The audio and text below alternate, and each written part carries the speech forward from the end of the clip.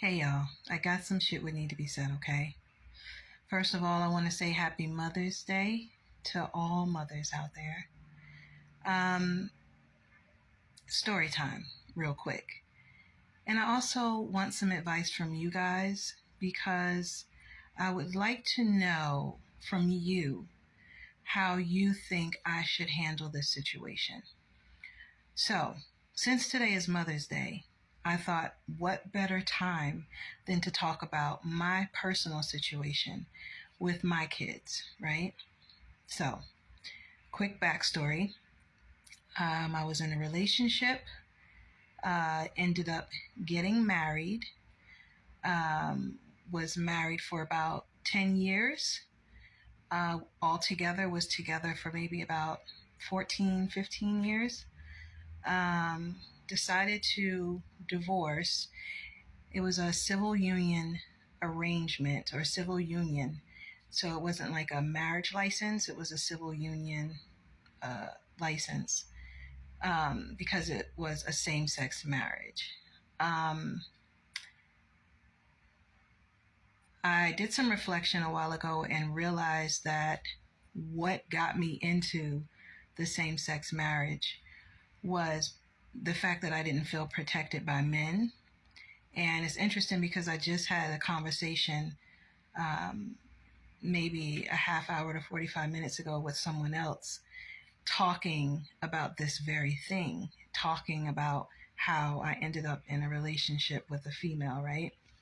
It's the first and only female I had ever been with, ever. Because all, you know, my life since I was able to date, I had only dated men, guys, right? I'm not going to say men. I'll say boys because I only dated one man, I'll say, who was like in his 30s.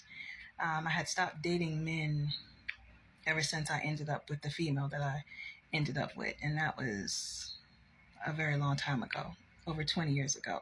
So I haven't dated a guy in over 20 years. Okay. So,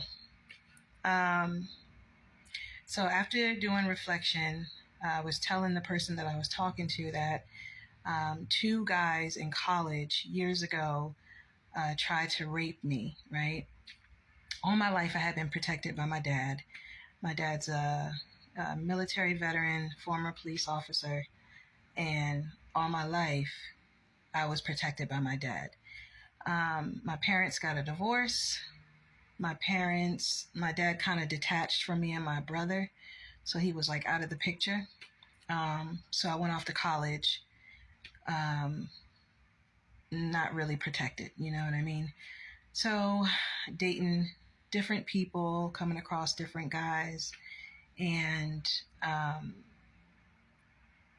was almost raped by two guys at the same time. One was my boyfriend's best friend, and another one was the boyfriend of a close friend. That's crazy, right? Um, so after that incident, I didn't feel safe, like around guys. I didn't feel protected. And so it kind of made me fall back from guys.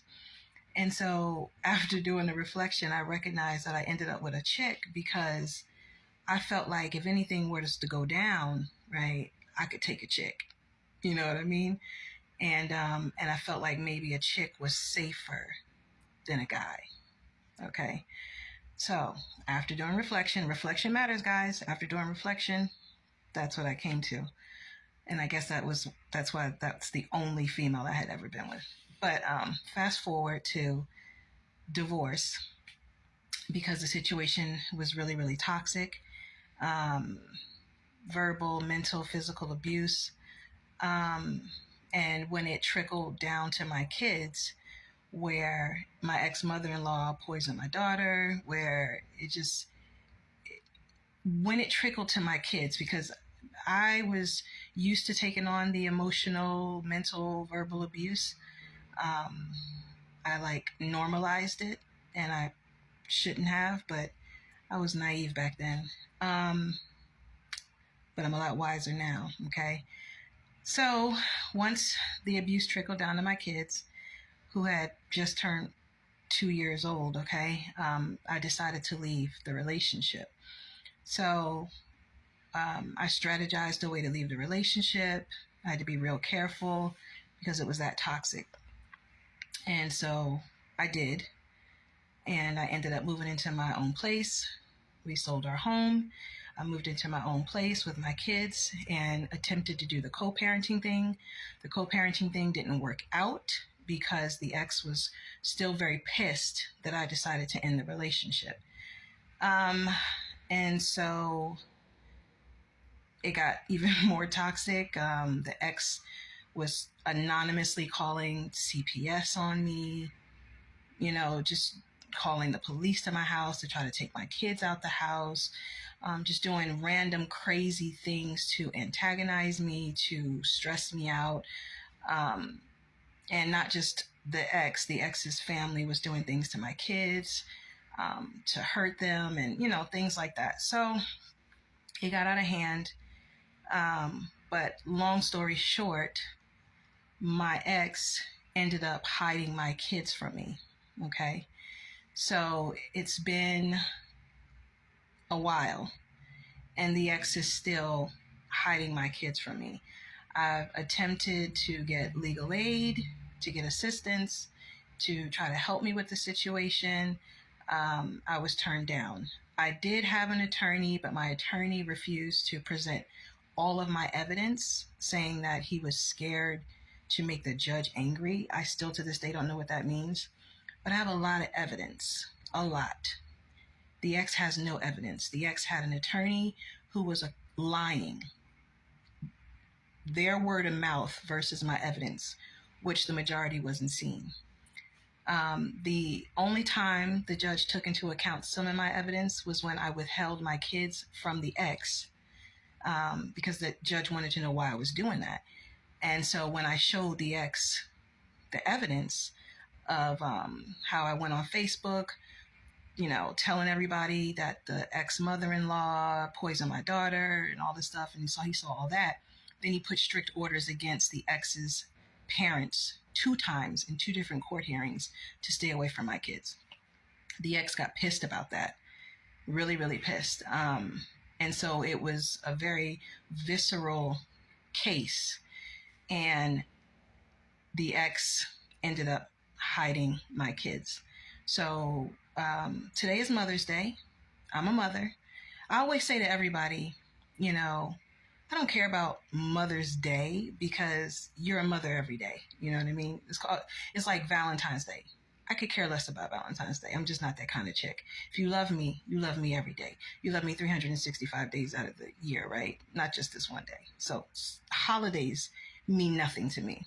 So, when people think that they're hurting you by withholding your kids from you or antagonizing you to try to stress you out, it might work on some people. It might. I got my little messy bun up here, y'all. It might work on some people. Thank goodness I've healed and that I am mentally strong, sane, and sound to be able to talk about this without crying. I just wanted some advice from you guys on how you would handle a situation where you have an ex who still seems to be very bitter and angry over the fact that you decided to end the relationship. And so to hurt you, they use your children as pawns, okay? Hiding your kids from you. And you've reached out to several different organizations to try to get help, but no one seems to want to help you.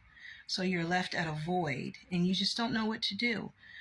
And you speak out on social media over and over again and upload evidence over and over again to try to make your voice heard in hopes that one day, one thing that you say in a video will get through to somebody, will get through to the right person to help you so that you can put an end to the bullshit that these people are putting you through, these heartless, cruel people.